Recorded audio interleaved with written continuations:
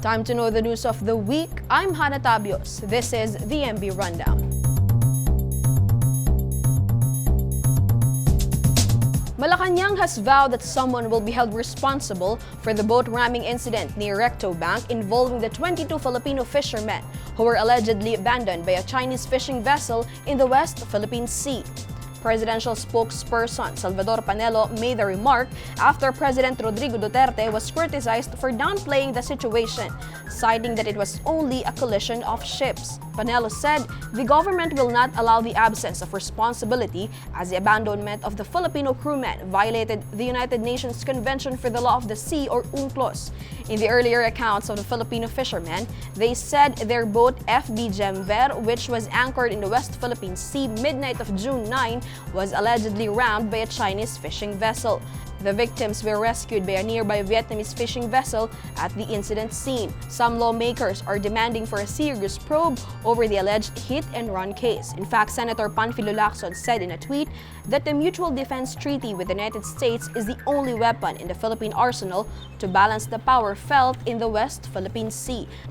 But Defense Secretary Delfin Lorenzana, who was the first to condemn the incident, said that the defense agreement is for armed attack, hence does not cover the ship ramming incident. Lorenzana, along with other Duterte cabinet officials, also echoed China's claim that it was just an accidental collision. Amid a looming water crisis, the National Water Resources Board, or NWRB, is urging the public to conserve water and recycle the collected rainwater. This after the agency announced the declining water level of Angat Dam, the major water supply source for the metropolis. On Wednesday, NWRB started reducing the water supply allocation for the Metropolitan Water Works and Sewerage System, or MWSS, which regulates the supply to water concessionaires Maynilad Water Services and Manila Water. This prompted the Metro East and the West water concessionaire companies to announce their rotational service water interruptions, which are seen to affect as much as 12 million customers. NWRB Executive Director Sevilio David Jr. said the appeal does not intend to cause panic among the public, but to inform that Metro Manila is currently facing a water supply scarcity. David said there is still insignificant rainfall over the Angat watershed despite Pag-asa's official announcement on the onset of the rainy season in the country. The Duterte administration's war against drugs has killed around 6,600 suspects since its implementation in 2016, based on the latest data released by the Philippine National Police. The figure is half of the reported deaths published by the Human Rights Watch in the 2018 World Report, which pegged the number of claimed lives at 12,000 suspects, including children. PNP records said that around 240,000 were also arrested, while at least 1,283,000 individuals surrendered to authorities after almost 3 years of intense anti-illegal drugs campaign.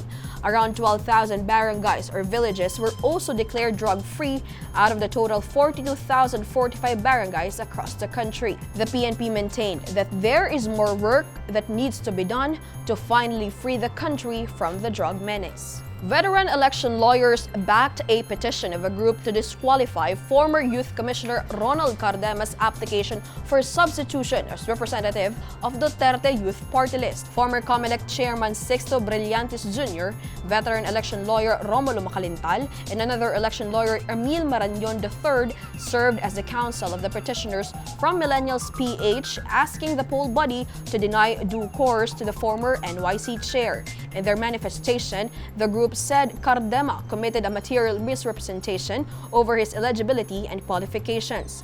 Petitioner Ros Angcos said that the 34-year-old Cardema is over age, citing the age limit requirement of the Party List System Act. They also asked the COMELEC to suspend or withhold Cardema's certificate of proclamation after the Duterte Youth Party List earned a seat in the 18th Congress during the May 13 polls. Millennials PH argued that Cardema should not be allowed to abandon the youth sector and jump ship to the professional sector after he changed his tune to switch his sector affiliation to exempt himself from the age requirement. Former NYC chairperson Ai Seguera and Youth Commissioner Dingdong Dantes also urged the COMELEC to junk Cardema's substitution bid through a letter released to the media. The United Nations and human rights groups are calling for an independent probe into the causes of the death of Egypt's former president, Mohamed Morsi. Morsi collapsed in a Cairo courtroom on Monday while attending a hearing on his charges over the alleged collaboration with foreign powers and militant groups. Egypt's public prosecutors said that he was transferred to his hospital but was pronounced dead. The Egyptian government has not yet issued a comment on the matter. Human Rights Watch's Middle East and North Africa Division Executive Director Sarah Leah Whitson said in a tweet that his death was terrible but entirely predictable. Whitson lamented the government's failure to give Morsi adequate health care and only allowing less family visits. Morsi, who was quietly buried on Tuesday, has been in prison since his ouster in 2013. Meanwhile, these are the other top news of the week. Veteran actor Eddie Garcia has died on Thursday afternoon. He was 90. Prior to his death, Garcia was confined in a hospital since June 8 after being involved in an accident while shooting a scene for his upcoming TV show. He sustained a grave neck fracture, making his health status under critical observation for days.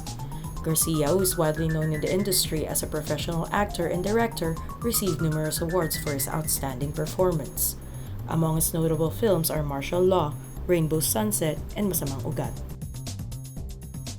Grab Philippines app-based food delivery service GrabFood reiterated that it does not allow cancellation of orders after they have been placed. This after a petition circulated online urging the company to remove its cancellation button. GrabFood clarified that the cancellation function does not exist in the app once the orders are made. They said the videos and posts circulating online are mostly due to unclaimed orders of customers. GrabFood then urged the public to use their services responsibly. Former Foreign Affairs Secretary Albert Del Rosario was held at the Hong Kong International Airport this Friday morning. Del Rosario, who led the winning arbitration case against China and who also filed a complaint against Xi Jinping for the alleged crimes against humanity of Beijing to Manila, along with former Ombudsman Conchita Carpio Morales, was denied entry to China's Special Administrative Region. He was traveling for a meeting. His lawyer, Anne-Marie Coromina, said there was no clear reason given why he was detained. It can be recalled that the Hong Kong immigration authorities also refused Carpio Morales' entry to the region a month ago for being a security threat. Let's take a quick recap of the MB Rundown for today, June 21.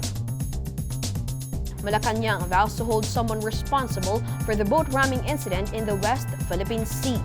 NWRB urges the public to conserve water and recycle the collected rainwater amid a looming water crisis. Philippine National Police says around 6,600 individuals were killed in the Duterte war against drugs since its implementation in 2016. Veteran election lawyers Sixto Brillantes Jr. and Romulo Macalintal backed a petition urging the poll body to disqualify former youth chair Ronald Cardema's substitution bid. And United Nations and human rights groups call for independent probe into the causes of former Egypt President Mohamed Morsi's death. And that's the MB Rundown. I'm Hannah Tabios.